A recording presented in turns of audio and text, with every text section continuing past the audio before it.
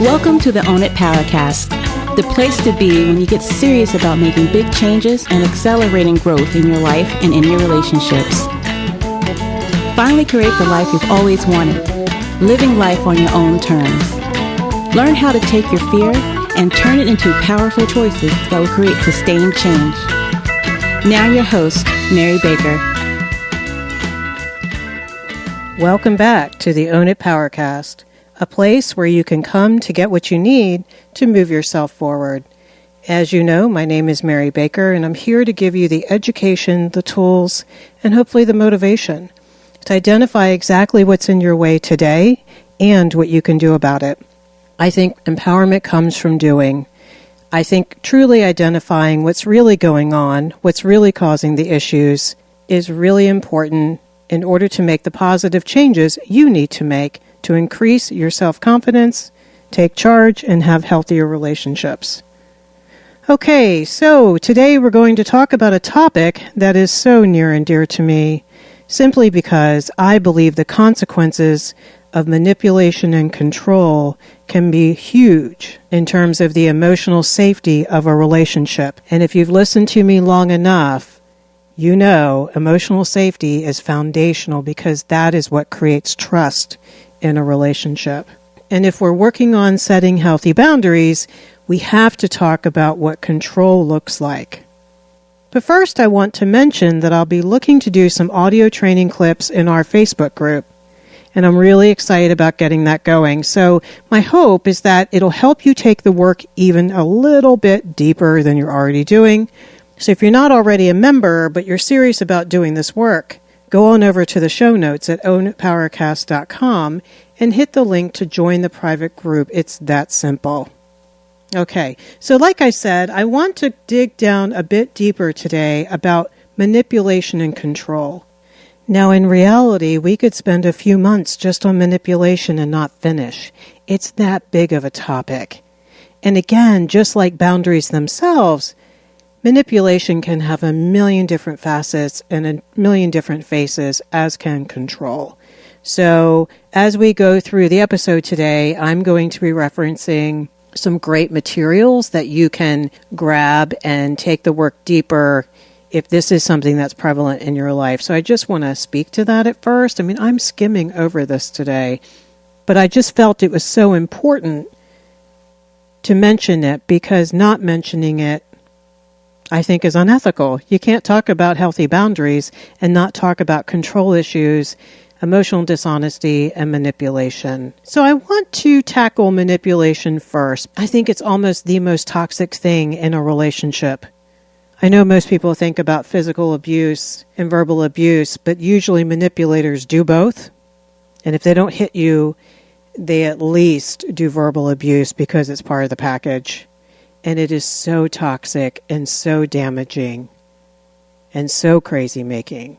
There is no way to have a healthy relationship if one or both parties are resorting to manipulation. So what is it really? I think it's so important to talk about because I tell my clients, I describe manipulation as a slow carbon monoxide leak in your home where you're just breathing it day in, day out, just a little bit at a time, and it's that insidious. You don't know it's happening. You just know that you don't feel well. You're irritable, you're angry, you're confused, you're scattered, you're anxious, all the things. I mean, that's the whole point, right? They're not being direct with you. Direct, you can name it. It's the soldier in front of you. I think manipulation is emotional terrorism because you don't know where the terrorist is. And no one in the room is talking about what really just happened 2 seconds ago. It is a form of control. When we manipulate, we're manipulating outcomes, what we want the outcome of this conversation to be, or what we don't want it to be. It's very indirect. The focus is on you, not them. There is zero personal responsibility. However, caveat, they can do fabulous lip service to responsibility to get you off the trail, to make you think, quote unquote, that they are taking responsibility. It's just enough to keep you in the game. It's sentences like, yeah, you're right. I really should do something about that. But they have no real intention of changing. It's just what's called compliance as opposed to transformation. And that comes from Cloud and Townsend and their boundary work. That doesn't come from me. And I think that is a huge piece. I mean, that is why people stay in relationships so long. Because the carrot just keeps getting dangled, but they're pulling the carrot way in front of you. So you have to keep walking. So the focus is on you, not them. There's no personal ownership. And you always find this out when you dare to confront. They'll say things like, I can't believe you can't trust me. How crazy making is that?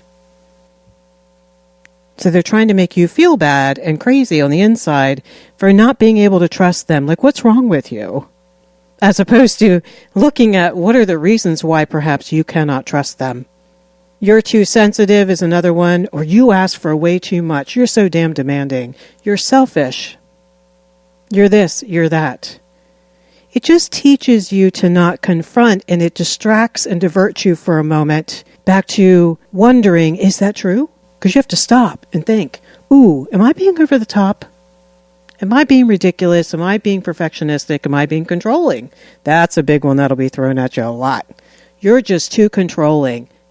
I just can't do it perfect enough for you. Oh, I guess I'm just a jackass and not what you need. I guess I'll never be good enough for you.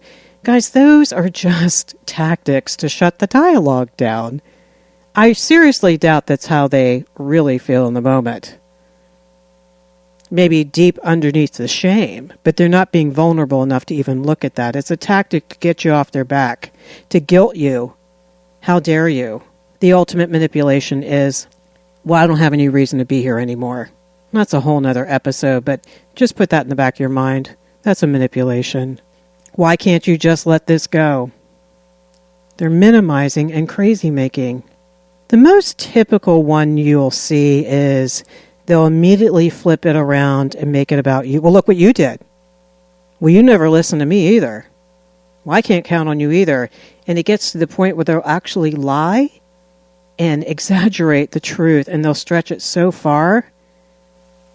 Again, this is just to rewrite history, and they'll twist the facts just enough to make it sound plausible and believable, and make you question yourself for a moment, and make you question, do I have a right to confront this person if I'm doing the same shit? A lot of times they'll stretch it by exaggerating, right? You blew up at me. You shredded me. You just hate me.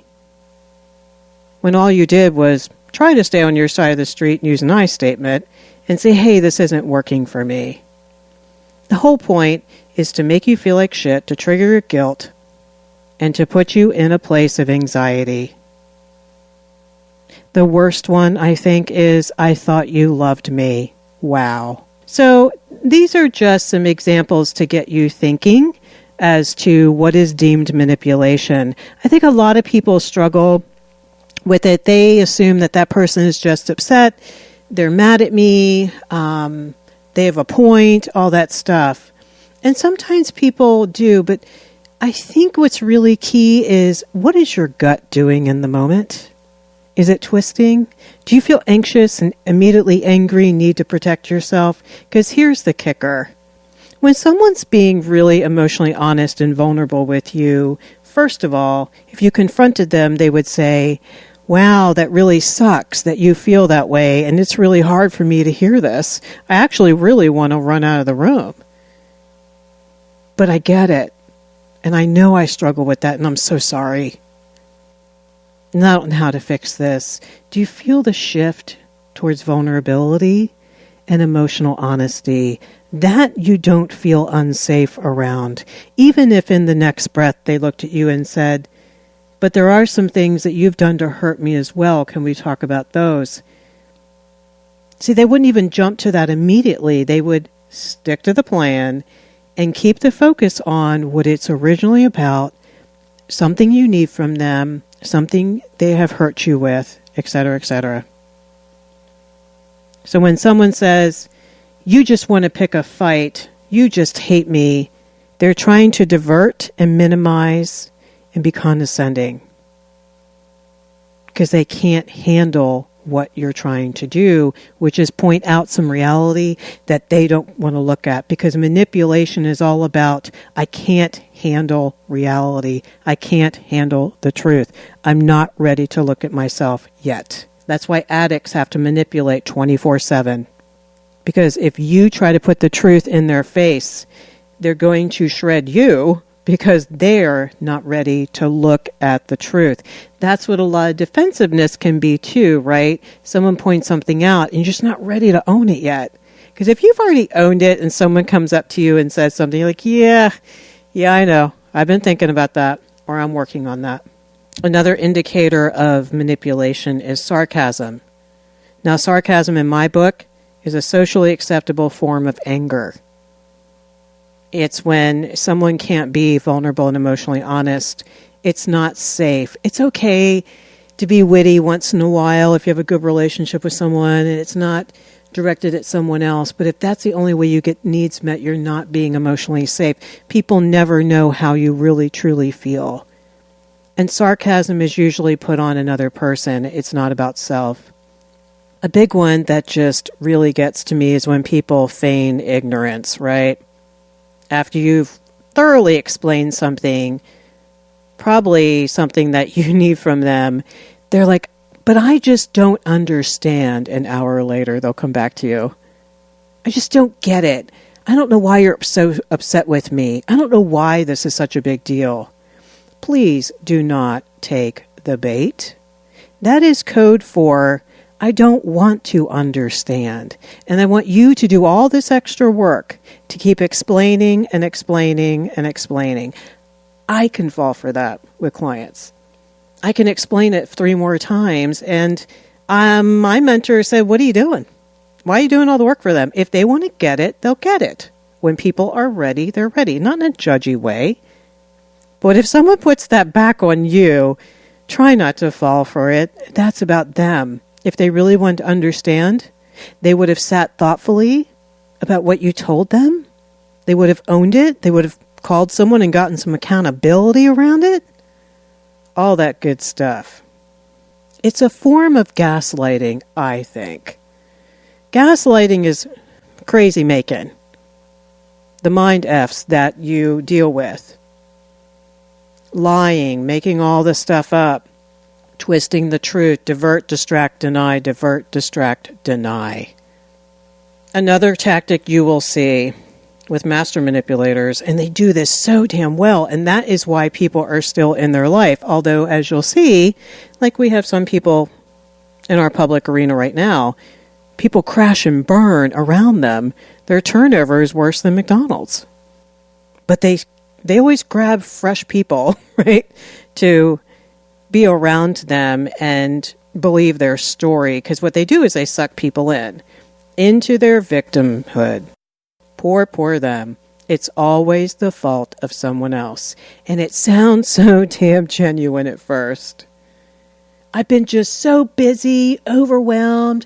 I just can't get it together. You know, that's their reason why they couldn't take care of something that they promised you they would, right? Excuses, excuses, excuses. My mantra is you either own it or you don't. And when you put it back on the person asking you for something or confronting you, you ain't owning it. Which is one of the reasons why it's so crazy making. As opposed to other conversations you have with other people earlier in the day, where people actually own their stuff, it doesn't feel as gut-twisting and crazy-making or anxiety-provoking or anger-provoking, does it? That's why.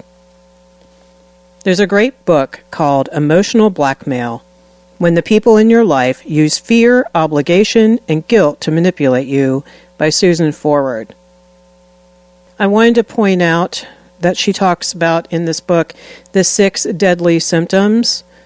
The first one is a demand, where they push for something and push for something, and they use great reasoning, and you agree before you even know what happened. At first blush, she says, it can sound loving and not like a demand at all, but it soon becomes very clear that they are set in a course of action and they're not willing to discuss it or change it. The key factor is, check yourself. Is that something that I want to do? Am I ready to do that, or am I feeling a little bit pushed? Resistance is another one. If you're feeling resistance in a relationship and you can't put your finger on why, I would really sit and talk to someone about that, and you might find that you're not feeling comfortable, and you're probably dealing with some form of manipulative behavior. Pressure is another one. There should never be pressure. It should always be about choice. There's an instance where she talks about, then he turns on the charm and asks, "Don't you love me enough to want me here all the time?" Another blackmailer, she said, might turn up the pressure by adamantly insisting that his moving in would improve the relationship and bring them closer. See, they mess with your head, telling you all the great reasons why you should do it, and maybe insinuating that you're awful if you don't. More obvious is threat. When they continue to hit resistance, they will instantly threaten you with something that is near and dear to you. Sometimes they'll do it with promises, and then they'll pull them away. She talks about the blinding fog. The fog is not feeling clear, not feeling grounded, not having perspective. Your subconscious is taking everything in, and if it only is being exposed to them day in, day out, and not a lot of contrasting information, that's why a lot of times manipulators will definitely want to isolate you, and they'll pit and split you against other people so that you're not getting contrasting data, like aka the truth. So your subconscious starts to adapt and starts to believe it. Dr. Forward says fog is an acronym for fear, obligation, and guilt. The three feeling states that all blackmailers, no matter what their style, work to intensify in us. She says the fog is penetrating, disorienting, and it obscures everything but the pounding discomfort it produces. In the midst of fog, we're desperate to know, how did I get into this? How do I get out? And how do I make these difficult feelings stop? That's what's key. The way to get out is to trust your gut and get some help. So let's look at some of the symptoms that you might be feeling if you're dealing with manipulation. Because a lot of times, let's call it, who would want to sit there and admit that they are married to a manipulator, or that their child is manipulating them, or their coworker they were close to, or their best friend, or their neighbor? No one wants to admit that. So we'll do everything we can to push that away and make it look like something else and rationalize it. But here are some of the symptoms, and also I think some of the consequences of being in a relationship with manipulation. Your gut is twisting a lot, and for some reason you're guarded and you're irritable.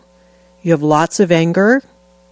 You have lots of anxiety. You may have symptoms like panic attacks, can't sleep, lots of somatic symptoms like headaches. You're sick often because your body is so stressed. Your body's dealing with what you're not dealing with. You've lost who you are along the way.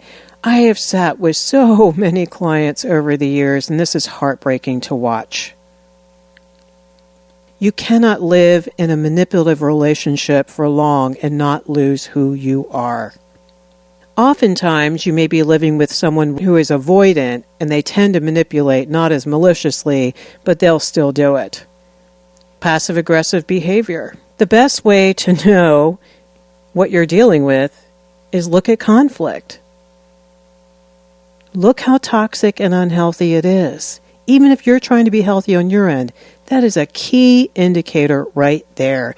Mature people who don't manipulate, they may get upset when you confront them, but they don't twist the truth and try to put it back on you and make it about you. They own their stuff, even if they come back later and say, "I'm sorry, you're right. I see what you mean." They can validate you, in other words. So, I also want to point out that if you think you're in a manipulative relationship where you don't feel emotionally safe, get some healthy support around you first before you make a safety plan of getting out of there. Because remember, there's a strong correlation The sicker the person that's in your life, the harder it is going to be to get away. A healthy person will let you go and say, wow, this is heartbreaking, but I want you to choose for you. And I need to accept. And I need to accept that you can't stay here. Do you see the difference? So let's look at other forms of control.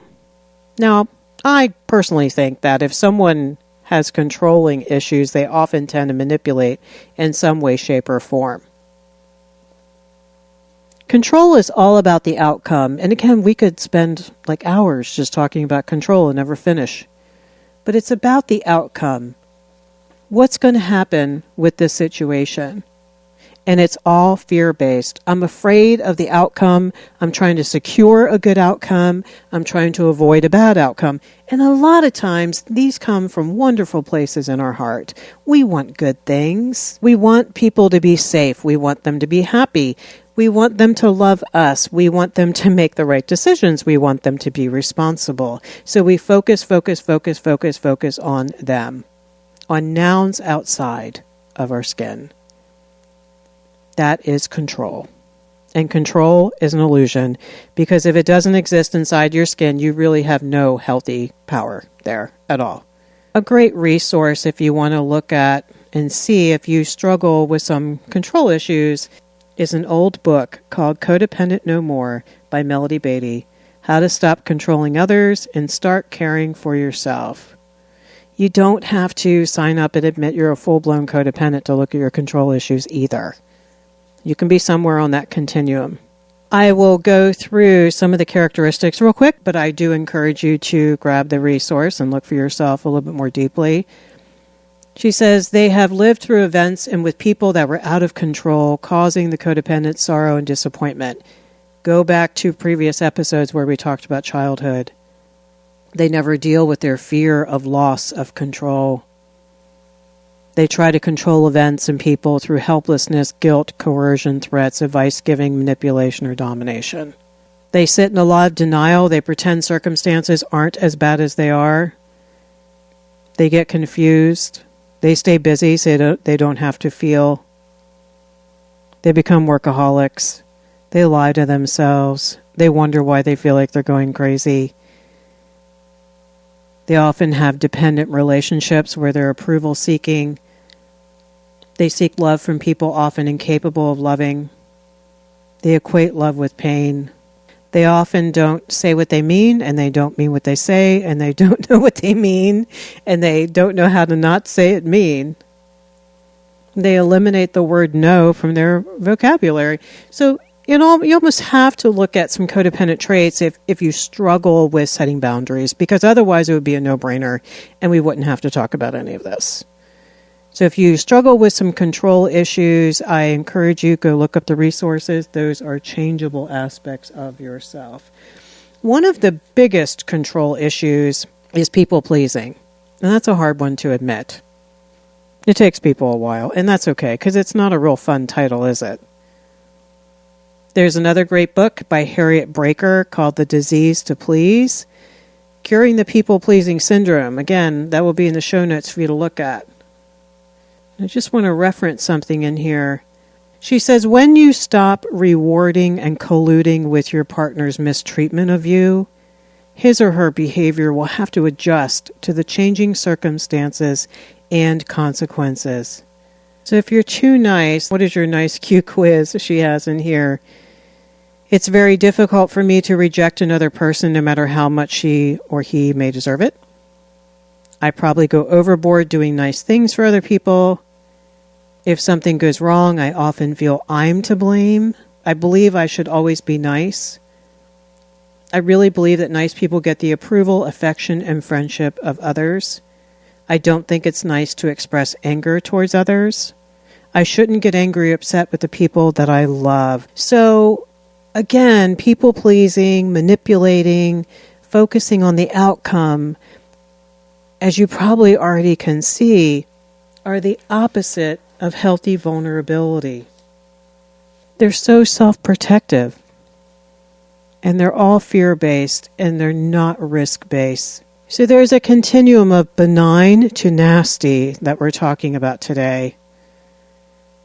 What I want you really just to drill down into is it's emotionally dishonest. It's not your truth. It can push other people away. They cannot really connect with you. We can only really connect with each other's vulnerability because that is where we connect with each other's humanity and we feel safe and we can relate to one another. And no work gets done until we're vulnerable. We have to work on detaching, taking a risk, saying what we need to say, and letting the chips fall. Allowing reality to play out. This is what can be so scary. So what I work with clients on is, all right, let's look at like 3 or 4 possible outcomes here, and let's do some preemptive grief work, like we talked about in the last episode, around what could happen. Because not doing that grief work will keep you manipulating outcomes. And if you struggle with some of these attributes, know that that comes from childhood, and know that if it's your partner that we're talking about here today, look back and do some context work. It'll start to click for you. No one taught them or modeled for them healthy, vulnerable behavior. So even though it's not your fault, it is now your choice of how you want to operate and what you want your relationships to look like. So the first thing I encourage people to do is create lots and lots of awareness. Whether you're just stepping back and noticing those in your life or noticing yourself. Sometimes it's a little bit of both. The second thing is create safety, detach. Don't expose too much. What I mean by that is it can only take 10 seconds in a phone call and you're sucked in. If you know you have a big manipulator in your life, the first thing you need to do is try to limit your exposure. There are no have-tos. You can interact in a limited fashion until you can get some healthy people around you to bolster you and set you straight. 3, look at your own wanting to control reality, perhaps. Maybe you do some of this stuff. Maybe you blame. Maybe you deny or divert or say, well, look what you did, huh? Because you're afraid of looking in the mirror. Know that that's okay. Owning that is the first step to change. Really focus on your healthy boundaries. Remember, you can't set boundaries in a vacuum. You need healthy support. Get professional help. Get some people in your corner. I coach a lot of people around how to set and maintain boundaries and how to face themselves. A lot of times people don't even see the toxicity in their relationships. They just know they're not happy. Keep reading and listening and learning. This will help you see what's going on a little clearer. Take your time with this. Again, if you've been breathing carbon monoxide for a while, it's going to take a while to get some fresh air and start thinking straight. It's going to take even longer to work on your own stuff. These are not fun things to own, but they matter. And what I can promise you are a couple of things. 1, once you confront that manipulator really in your relationship with healthy boundaries, it's going to be rocky for a while. There's going to be more conflict, of course. They are not going to like that at all, which is why I continue to encourage healthy support. The other thing is when you look in the mirror and you get more emotionally honest and you become more and more direct, you are going to feel so much more confident and grounded and serene. You will sleep better because you're honoring your real truth. And like we've been talking about, your insides will match your outsides so much more. This is really important to have clear, defining boundaries of who owns what. Who owns the thoughts, the feelings, the choices, the behaviors. If there isn't healthy separateness in a relationship, there's manipulation and there's enmeshment. And ironically, that creates a lot more conflict and a lot more toxicity. The only way to healthy is to detach, stay on your own side, and do not own their stuff. So we've talked about some pretty heavy stuff today. Manipulation, control, people-pleasing, emotional dishonesty, and toxicity. My hope is that if these things are present in you or in your relationships, that you don't ignore this and you take it very seriously and you start to work on it and heal from it. Thank you for being brave enough to walk through this with me today. Keep doing the work. Keep the focus on you, and I'll see you next time. We hope you took away some useful insights and tools you could begin using right away. If you did, please leave a positive review and share on your social media. Because could you imagine if everyone in your life really got it together? Remember, own it now, so you can really own it later.